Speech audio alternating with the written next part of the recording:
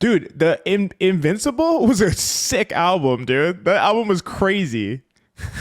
You're the first person I've ever met who's like, dude, 2000s Michael Jackson hit hard. You know, like that shit was Dude, sick. are you serious? Or are you like fucking with me? No, I'm not fucking with you. I'm gonna listen Invincible to is a it. sick song. You Rock My World is one of my favorite Michael Jackson songs ever. It might be my favorite Michael Jackson song ever that was in 2001. Like, yeah, there's a lot of good songs on that album. You're so good at arguing that you have created a conversation where I'm saying Taylor Swift is talented, and you're saying that 2000s Michael Jackson is talented, and you've spun it where I'm the weird one. I'm the outlier here. You know, like that's if that's not an endorsement for this show that people should listen to you, I don't know what is. Like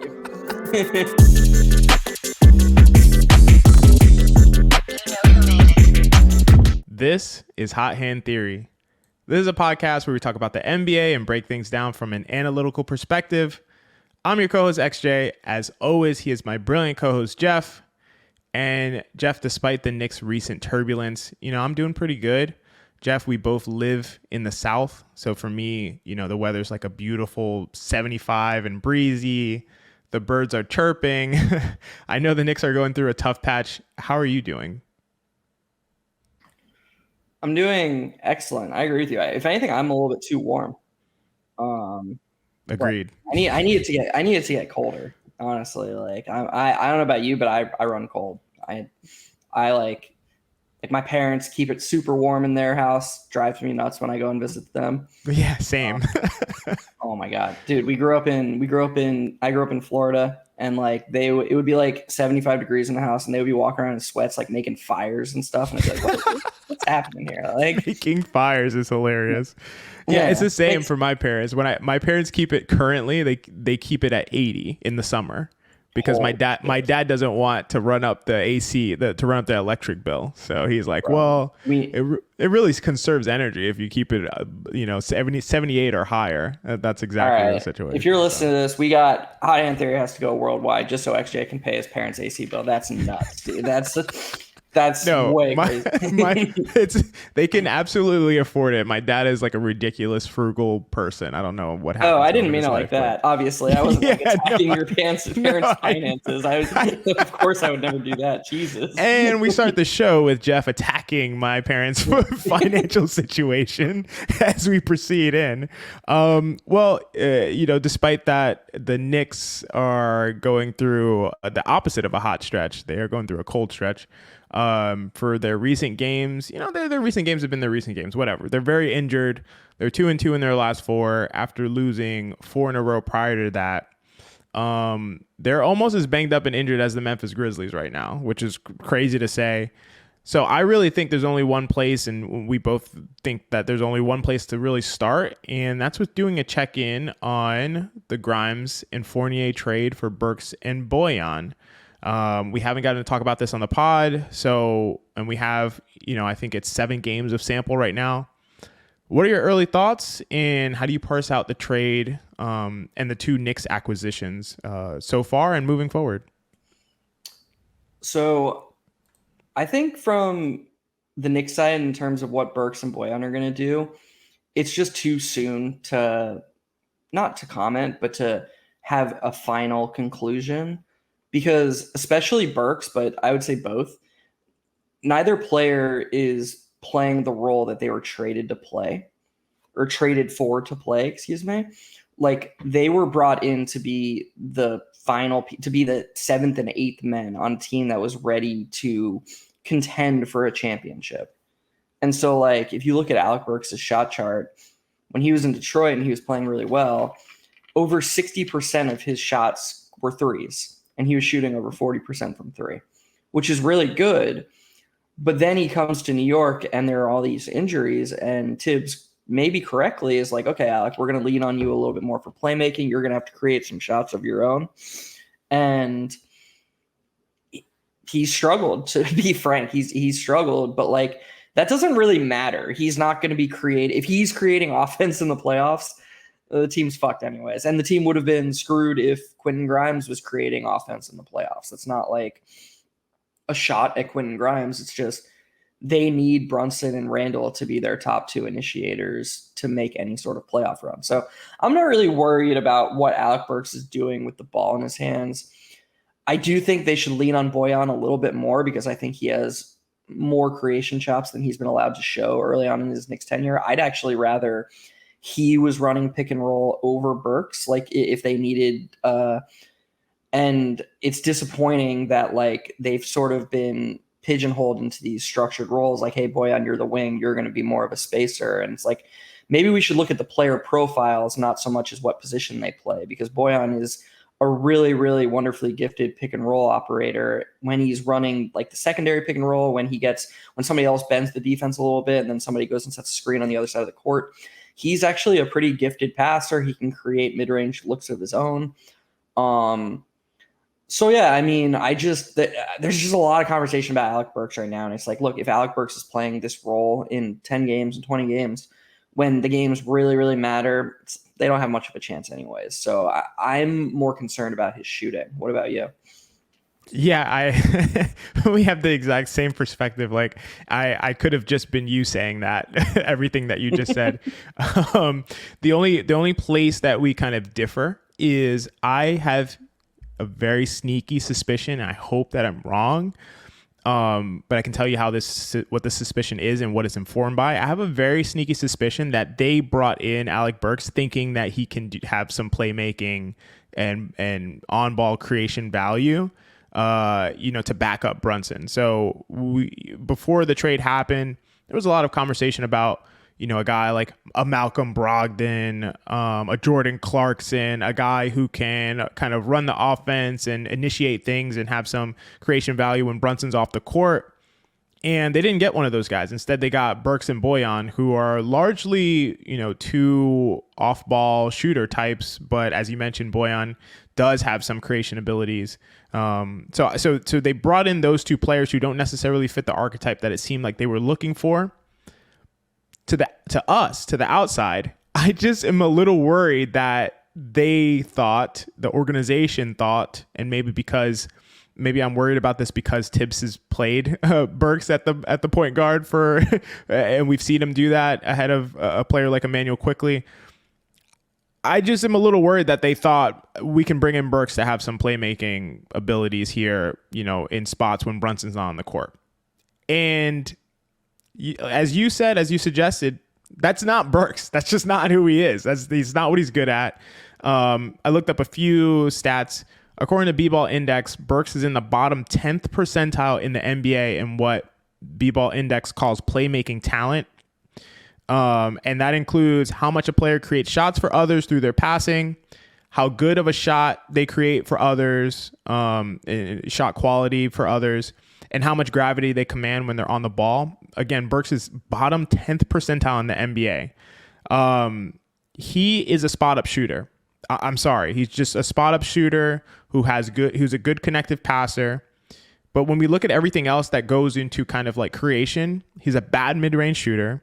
He does not have a reliable floater. He does not get to the rim consistently. He can get there sometimes, and he can draw some fouls. But when he gets to the rim, if he doesn't get fouled, he doesn't get good shots at the rim, and he doesn't make shots at the rim. He is not a guy you want to create for you. You want him to be in the corner. You want him to spot up, and maybe he can bail you out in late shot clock situations with some off-the-dribble threes. That is who you want Alec Burks to be, because that is who he is. And for me, it's like you should only trade for a player if you know who the player is and you plan to deploy him in the role that best accentuates his abilities. So right now, I mean, you mentioned it. I agree. We're cutting them a break. I'm cutting them a break because there's no team. Like they're throwing shit at the wall, whatever. It's fine, I guess, if you say, okay, we don't have anybody. Burks, can you create? I agree with you. I'd rather see Bojan in that role. Let's spam Bojan Bogdanovic pick and rolls and have Burks be in the corner than the opposite, right? Like I would much prefer that. But, there's nobody out there. Let's say it doesn't really matter what they're doing, kind of. But to me, if Burks is deployed as this on-ball shot creator when the team is more healthy, like there's no excuse for it. There's no like, oh, our scouting department thought he was better at this stuff. It's like, no, you literally have every piece of data at your fingertips. Oh yeah, I forgot. And also, he was on your team for 2 years. Like you literally know who the player is. Like you could not know better who the player is. Like his profile has not changed in the last 2 years. This is who he is. He's just more of that because at least it seems clear the Pistons were like, oh, this is what he's good at. Let him do that. And the Pistons being the most inept organization in the league, that should tell you something. It's not too difficult to figure it out. And the last note I want to say before throwing it back to you is that I just think it's so important to be clear about the fact that role is like everything when it comes to impact. So when we say a statement like, player X has a Y impact, there is also, as a part of that sentence, there's this like parenthetical unstated part that's like, quote unquote, in his role. Like you have to add that at the end. So if I was to say Alec Burks has a net positive impact, you have to finish that by saying Alec Burks has a net positive impact in his role as a spot up shooter and off ball defender. Like that is part of it. Once you change that latter part of the sentence to something else, the former part of the sentence will also change. It's important that you everybody understand that role contingent impact. Impact is contingent on role. Like that is how it is. If you take prime Kyle Korver, who I looked earlier today, shot 50% from 3 on 7 attempts per 75 possessions and had a 71% true shooting as a 2 guard. I was like, I don't know if this is real data or not, but that is his real stats. If you put the ball in his hands and say, hey, create offense, his impact is going to be trash. Like that's just what it is. Does that mean he is a trash player? Obviously not. It means that the team's deployment of his skills is trash. That's what that means. So to me, his impact, Bojan's impact, it doesn't matter right now because they're not being deployed in the roles that best suit their skills. So it's almost wholly irrelevant to me. As long as when the Knicks are healthy and they have their guys out there, they're deployed in the ways that best maximize the skills that they do have. That's all that matters to me. So there's a side of this that we haven't talked about yet, and I think we should. First of all, do you know how bad the Burks and Bojan minutes have been so far? Like, have you looked at that at all, the lineup data or the on-off data? No, I haven't. So the Knicks are losing Bojan's minutes by almost 20 points per 100 possessions. And Burks is at almost 18 per 100 possessions. They've basically just been getting absolutely obliterated when those two play.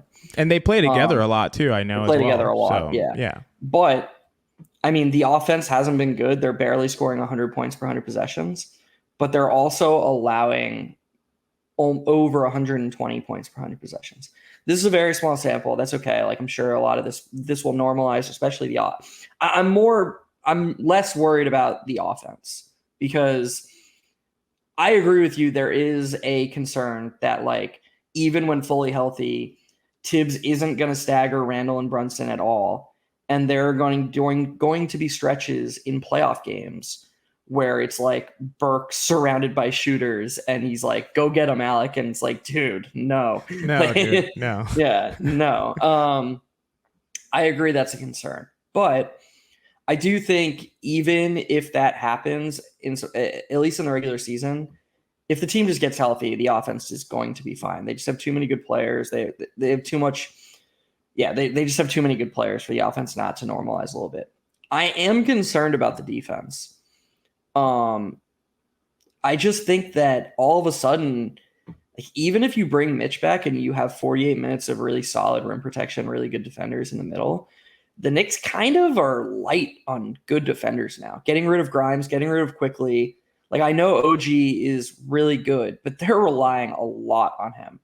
A lot. Because, like, what? They have him and DiVincenzo and Hart, and that's about it. I know we can talk a little bit about Julius Randle a little bit. I know me and you are probably more bullish on his overall defensive impact than most are, but, like, I don't know. I don't know if I'd want to, like, rely on Julius Randle as a stopper, a consistent stopper, you know? And if you look at the overall data, we're trending in a very similar direction to where they were trending last season when you went on multiple podcasts and were like, this isn't sustainable. What are we going to do? Because look, the Knicks have now fallen outside of the top 10 in overall defense. They're not a top 10 defense anymore.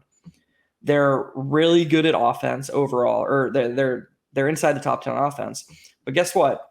They're number one in the league in offensive rebounding percentage again. That is driving their efficiency again. And I feel like the build of this team is meant to be different. Like with DiVincenzo shooting how he's shooting, OG and Anunoby playing how he's playing. Again, you don't want to jump to too broad a conclusion because they're hurt. There have been, these things, but I am a bit worried that this is just going the direction that it was going last season. Yeah, I hear your concerns. I gotta say I don't share them personally necessarily in the way that you describe them, and the reason for that is so Quinton Grimes. I don't think Quinton Grimes definitely had a positive defensive impact when he played. He didn't play that much. And I think the Knicks still had one of the best defensives. Like defense was not an issue for them. Their issue was offense prior to the trade happening. The thing about it is that I just feel like Quinton Grimes is a really, really good defensive player, and I think if he played more minutes in New York and that was the reason why their defense was good, I would be more concerned now. But that wasn't the reason why their defense was good. The reason their defense was good was because they had OG Anunoby and Isaiah Hartenstein, two players who were both at least in the running for defensive player of the year. Like definitely two potentially all defense level players playing at the maximum level that they're capable of.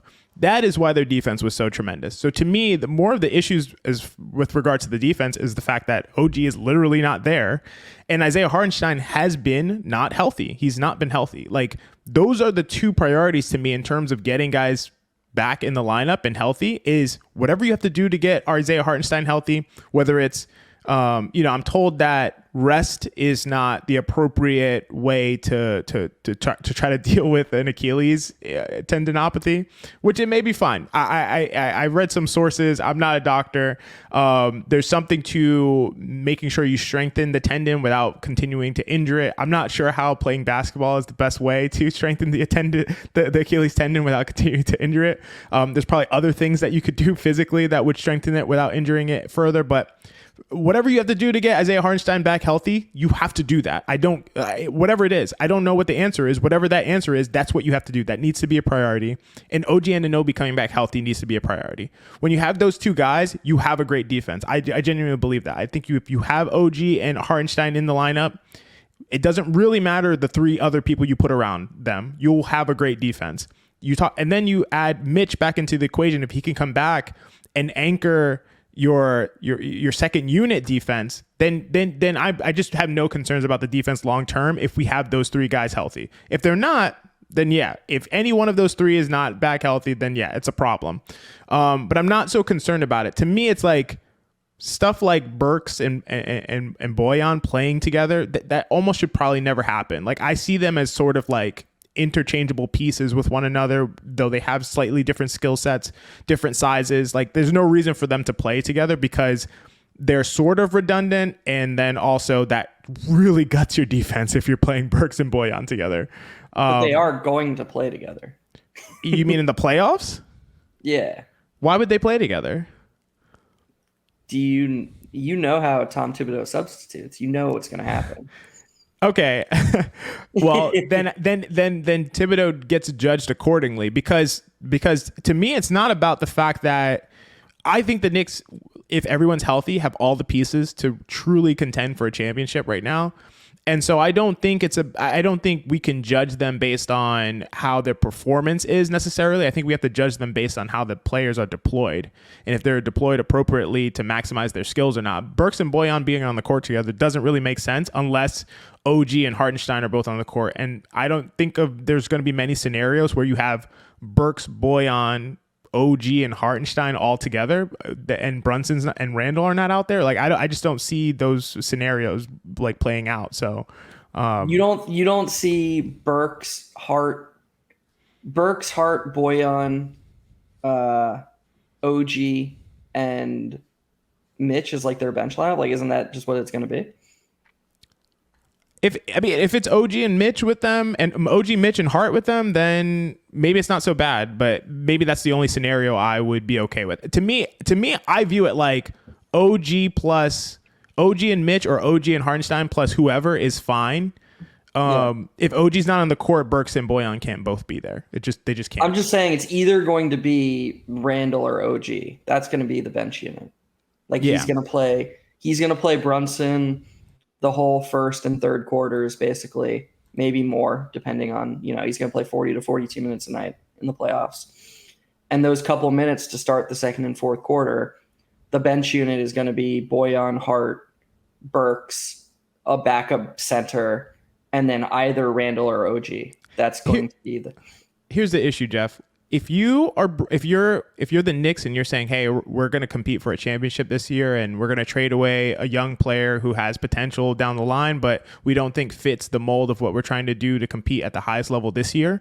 If that's your ethos and that's kind of like where you're going, for me, when you bring in Burks and Bojan, it doesn't matter if they play 5 minutes, if they get benched, if they play 40 minutes. You're just deploying them as you need them. So I don't for me, there would be plenty of playoff games where Alec Burks would never get off the bench. Like there's no need for him to get off the bench if that's not what you need, if his skill set is not what you need. So, and I've been getting a lot of pushback on this, but getting Alec Burks can't mean that Deuce McBride is erased from the rotation, including in the playoffs, because McBride is flatly a better playmaker than Alec Burks. I know it's let's bring in Alec Burks who can do some playmaking. It's no, Deuce McBride is a better playmaker than Alec Burks. Isn't he just better? He's just better. He's just better. I don't know if he's a better shooter. Has shot better. I don't know if he's a better shooter. So I don't know if I am more confident in Deuce as a shooter than I am in Alec Burks. But that's fine, but I'm just saying, isn't he a better basketball player? Overall, yeah. Deuce is a better basketball player than Alec Burks. Shouldn't you do that in the playoffs? Shouldn't you play the better basketball player? I agree. And the point of bringing in a guy like Burks is it doesn't matter if he's a DNP, because you're not developing him. You're not hoping that he blossoms into something later. You're not trying to get him, important minutes for his development long term. You're just saying, is he going to help me? Yes or no? If no, he stays on the bench. If yes, he plays. So that is just that. To me, I agree with you that Deuce McBride is a better basketball player currently than Alec Burks. I think that there are situational moments when Alec Burks makes more sense than Deuce McBride, and he should only play in those moments. So yes, I agree. I think you're dancing around something that most Knicks fans understand. But at the time of the trade, the vibes were just so good that we didn't really let ourselves have the conversation. And that's that this Grimes trade is a trade you make as the final thing. If you look back in the history of the NBA, teams that are willing to give up a young piece that has shown the multitude of levels that Quinton Grimes has for, a couple of veterans who aren't going to be on the team in a year, 2 years, or whatever, you make that trade as the final trade or one of the final trades as a true contender. And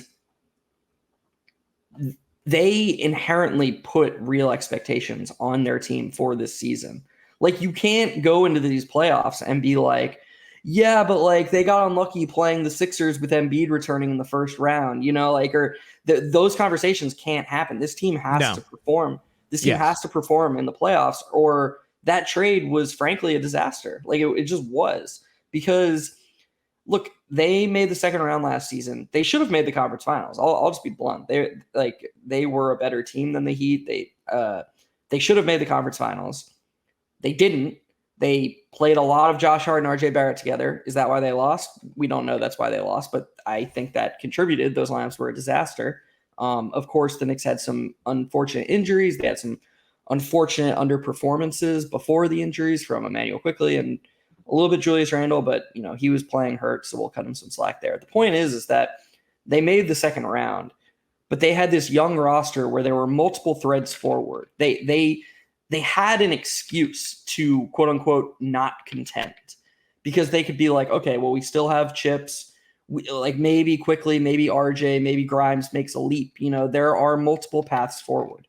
there aren't multiple paths forward anymore. All three of those players are gone. They've traded them all away. We're very confident they're going to re-sign OG Anunoby, but that is basically the return they're going to get for those three players from a player perspective. Like, they're going to get some short-term rentals, but it's basically OG Anunoby. And their only path forward besides this is please have a superstar force out and say he wants to go to New York. That's it. And so if those are your only chips left, you have to be sure that the guys you already have are close to contending. And I think they are. And I think that's the standard they should be. To be clear, I'm not saying they're not going to contend, but I'm sick of this like half-assing, pre-rationalizing that I hear from Knicks fans. Like, oh, this isn't the season. No, it's the fucking season, dude. Like, it is the season. This is theirs for the taking. Like, I know the Celtics are really good. We talked about on Hot Hand Theory's Twitter the other day. The Nuggets are awesome. I'm not saying like it's championship or bust, but it's look like a championship contender. Give the Celtics a run. Take care of business against the teams you're supposed to take care of business against. And some of these trends are kind of worrying in that regard. Man, I think that's so well said. I wish I could give you a standing ovation. It'd be kind of awkward to do it on the pod though. But yeah, it's totally right. It just is, because it is the last move that you make when you say like, we're a contender, we just need these pieces this year to put us over the top, and then you do it. And the thing is that, yeah, I'm not going to say that they're not, like I think they can be. If this team was fully healthy, is there a team better than this team in the East, besides the Boston Celtics? I don't think so. I think I would have this team at like number 2 in terms of odds to make it to the finals.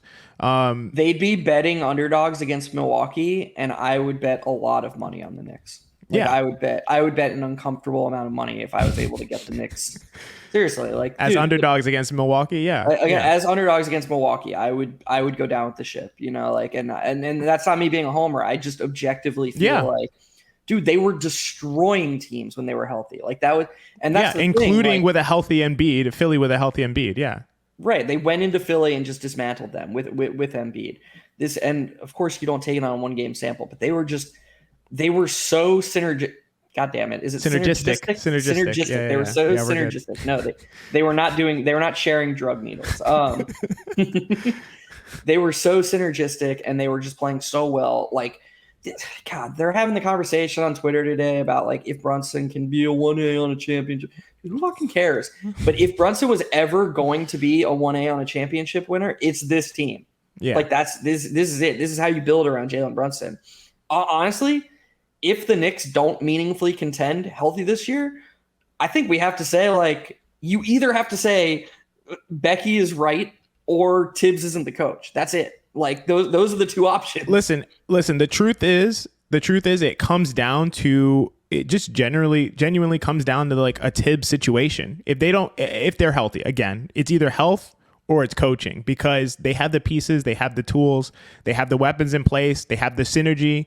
They have the defensive players, the elite defensive players in the league. They have the elite offensive players in the league. They have elite shooters. They have elite on-ball defenders, elite off-ball defenders. They have everything that you could possibly want. They have mid-range shooting. They have ISO scorers. They have guys who can spot up, some of the best spot-up shooters in the league. Like, you can't have more. If you don't have, Jokic, then if you don't have SGA, and even SGA, I'm not sure is better, in terms of having him alone than having all of these amazing weapons that so fit well together, then this is it. This is the best you can do.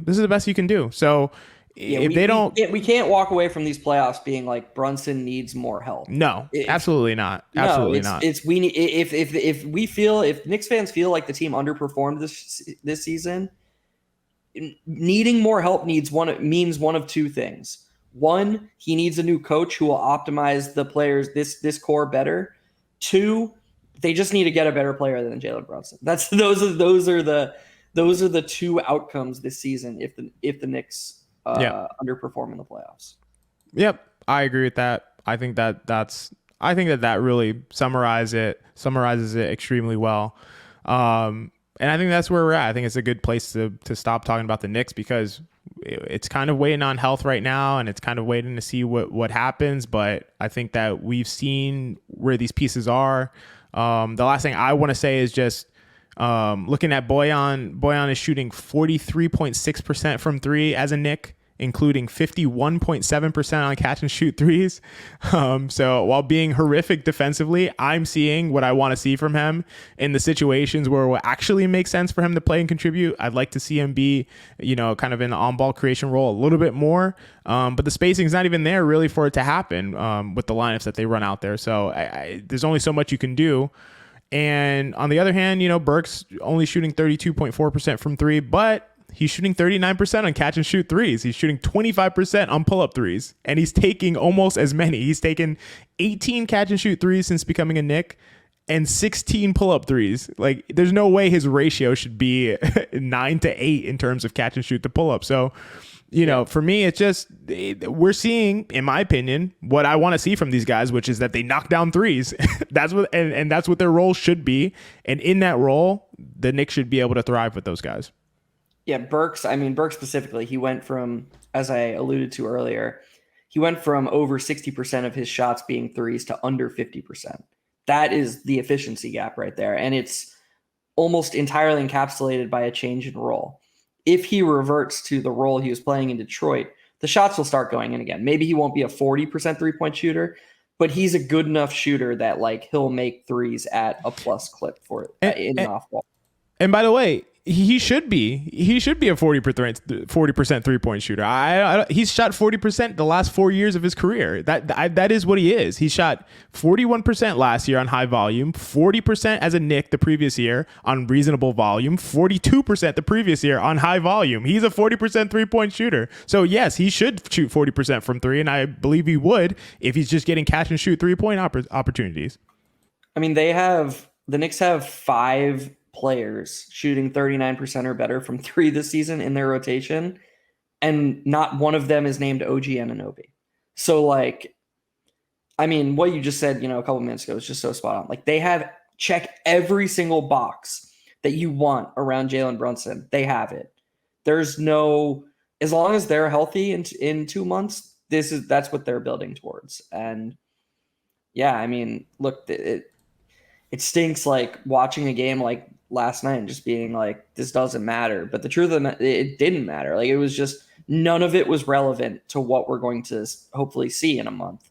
And so that's why we're talking about this trade, because the truth is that the trade represents where the Knicks see themselves. And I personally feel like Knicks fans haven't taken the leap with the front office and not gone all in, but emotionally put themselves in a position where it's okay, we're gonna place real expectations on this team. We expect them to make a conference finals, because look, obviously some of it will come down to seeding. If the Knicks are the 4 or the 5 seed, okay, conference finals isn't a realistic outcome. It's either finals or second round then, because you either beat Boston or you don't. But the point is that you can tell when it's over if you're looking at a championship contender. And I think what we're looking for as Knicks fans is a competitive series against Boston specifically, because I think that they should beat anybody else they play. Perfectly summarized.